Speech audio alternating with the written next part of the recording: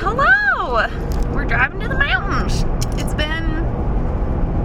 been almost a year since we've skied. Woo! It is New Year's Eve. Oh, that was bad. I took my seatbelt off to get the camera. We're driving up to Frisco. We're gonna ski VAIL tomorrow and Saturday, and then drive home Saturday night. And we're excited and we're tired. We just left from work a little bit early, but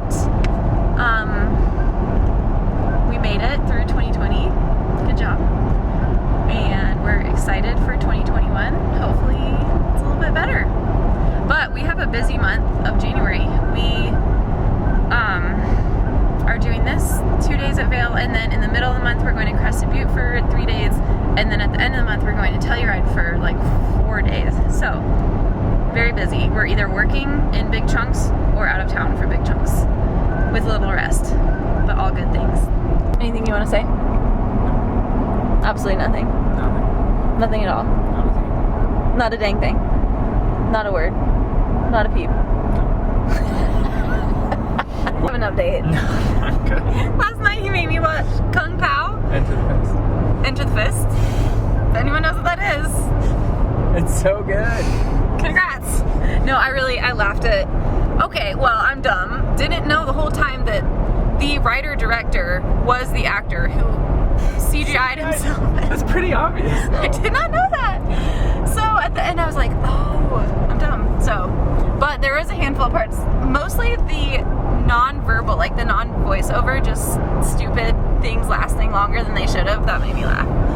It's a fun, dumb humor. But I did want to say that we actually enjoyed this past year, despite all the things that went wrong and all the hard stuff, because there was plenty of that for us and for everyone else. But we just feel like our marriage grew exponentially this year, and we're super happy about that on all levels. So we're excited to see where we go from here. Right? Right. Dirty window, pretty view. Drive, man. Yeah, this is a fantastic drive. If you ever go from Pueblo to, what would that area be called? Like all Frisco and Dillon, Silverthorne. Sure. What mountains are those? I don't know. Go the back way from Pueblo, wherever you go. It's pretty.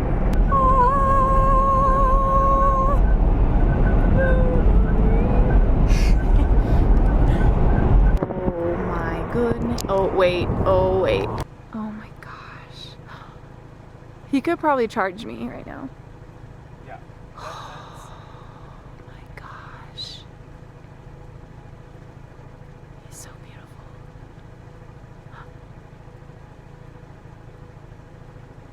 I'm sorry, this is incredible.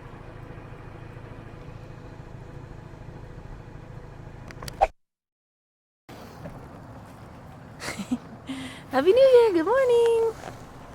Yippee. It's the prettiest view. Oh my gosh. First run, a black bull. Great way to start it, except my legs are already dying.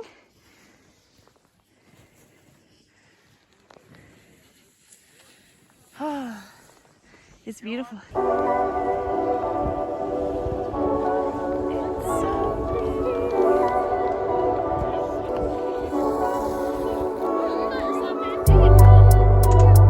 You sure did. There it is.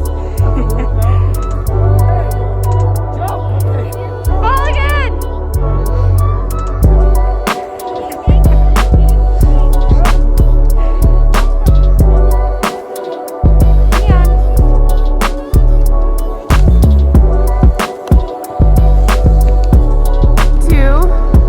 Starting with the most beautiful alpenglow. No, this is the prettiest it's ever been, because look at the morning light. Oh my gosh. But there's this amazing glimmer right now. Can you see that? I don't know.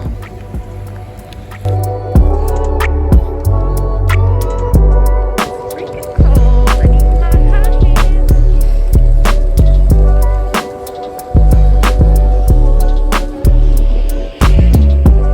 He's crushing it.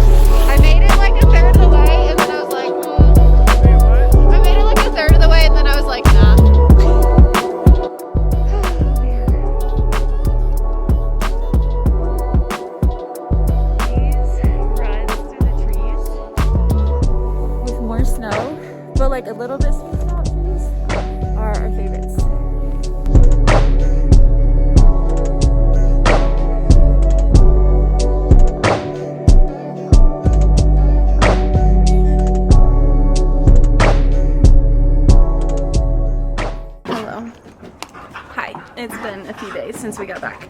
I didn't film like an outro when we were skiing for the reason that I'll tell you in a minute, but we're back home clearly. Worked a few days, we have today off. We had a blast. It was super fun. Our legs, okay, you know what, Noodles? You know what? I don't know if people like to see that. I don't really know. Okay, why don't we go get, come on, go get him out here. Go get him. Go get him. Okay, that'll distract him. Our legs were feeling it because that was the first time since March 2020. So it's been a while, almost a full year. And we did 2 super full days. So like, I don't have a good reference point for vertical feet, but the first day we got, I think like 18 or 19,000, and the second day we got over 23,000. So we started right at 8:30 and went to about 2:30. And super fun. I didn't take a lot of video because my hands get really, really cold, like they're gonna die. So I don't like to take my hands out of my gloves.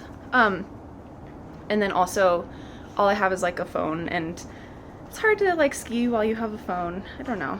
And I just wanted to enjoy it. We had fun. If you go to VAIL, the best place to go is Blue Sky Basin. It's like the most wonderful, I didn't get a video, but I think I got like a picture of just these like spaced out tree runs with better snow, blue blacks, like, oh, they're just like little roller coasters. They're so fun. It was good company, good weather other than really cold, and just reminded us why we lived here. But as soon as we got to the car at the end of our second day, my dad called and said that my grandpa was probably going to pass away that night. So he had to drive, like he waited to see what the hospice nurse, my grandpa just went on hospice that day. He's almost 92. So he's like, I'm going to wait and see what the hospice nurse says, if I need to go there or not. And the nurse did say like he's not responsive. His skin is modeling, which means, that's a sign that's when it's like splotchy skin, almost looks like a spider web, a sign that someone is probably going to pass away soon. So my dad drove like 11 hours, got there in the middle of the morning, and then on Sunday, so that was Saturday night, that's the drive home. I was very emotional. Like, my grandpa's my favorite person ever. I love him very much, and I'll say reasons why, but that was Saturday night. I just bawled and cried the whole way home that evening, drank a lot of wine, cried, got everything out because I thought he was going to pass that night. And then Sunday my dad gets there, he's like, he's fine, he's awake, he's talking. So it was very much like a roller coaster of up and down, confusing. And then Monday, still awake, still talking, kind of fluctuating again. And then Tuesday, yesterday, he did end up passing away. Today's Wednesday. So far I've felt okay. I think I got most of the like emotional response out on Saturday and Sunday. Not that I'm not sad, because for sure it's like so weird to be with a person for 30 years of your life and then just he's not there anymore, which I'm sure it'll hit me in waves, but I think I got the main part of the super emotional grief over with this weekend. And it's almost a relief that he did end up passing and he's not in pain and he doesn't have to go through this long downhill spiral, because he would have been 92 in February. He looked so good up until like a year ago. Still trucking around. He always wore his Korea veteran ball cap and his little cowboy shirts and his bolo ties, and yeah, he looked better than most of my like 6-year-old patients up until a year ago, and then we could really see the decline. So he lived a super full life. It was definitely getting to be his time to go.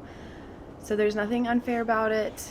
We are sad, but my family and I just keep texting things back and forth of all the little quirky things that we loved about him. But yeah, anytime I had like a school project or like an essay or anything, like who's your hero, who's your favorite person, before I knew like how cool a marriage could be and before I really understood the depth of my mom's love for me, like I would always write stuff about my grandpa. Grandpa Jones. He was a vet. I wanted to be a vet growing up. He's the one who introduced us to these lovely English Shepherds. Just a super hardworking, personable guy. Very fond memories of us going to his farm and riding horses and doing all the fun outdoor things with our cousins. And yeah, he was just really welcoming and like always smiling. Even when he couldn't hear, he would just like smile. And he loved to play drums. He played drums at his church until he was like 90 or 89, I think. And so when we would come for holidays and Tim would play guitar, he was like so fascinated by that. And then towards the end of his life, he was trying to stay fit, so he would do laps around his house, do his little exercises, which I think I got videos of at some point, but he was just a really cool guy. So our family is grieving, but we're also celebrating. And that's why I didn't film anything, because I was crying so hard on Saturday. But yes, we had a great trip. And I have one more announcement, I think. But I need to find the date first. Okay, announcement. I looked at the calendar and I want to do a live Zoom yoga class next Wednesday, January 13th. It's going to be free this first time because I've never done this before. I just want to make sure it works. Please join. I would love to see some of y'all there. It'll be January 13th. I have the Wednesday off. I think we'll do like 7 a.m. Mountain Standard Time. So that would be 6 in the morning if you're on the West Coast, 8 Central, 9 Eastern Time. Can't think. Which is kind of early, or I don't know. If you have any other suggestions, you can comment below, but I figured a lot of people are working from home, or it might be early enough in some of these time zones that you can do it before work. And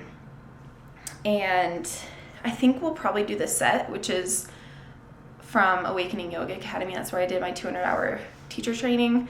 It's just like a full body, really well-rounded practice. And then my goal eventually is to do one live Zoom class a month. And a lot of teachers are doing this. They charge between $5 and $20, which is, you know, if you drop in at a yoga class in person, it would be at least $20. So, but this first one's free because I want to see how it goes. All skill levels are welcome. It's definitely, I think, geared towards like the intermediate practitioner, but we will find modifications. And I would just love to connect with some of you guys and see who's watching these videos, who's practicing with me. January 13th, 7 a.m. I will put stuff in the description below of what you need to do. If you feel like donating, by all means, I put my Venmo information there as well, but this one's on the house if you would like it to be. Yeah, I think that's it. That's all I got. So this video I'll put up, I don't know, what's today, Wednesday. I'll probably put up tomorrow or Friday. And then yoga next Wednesday. I will see you there.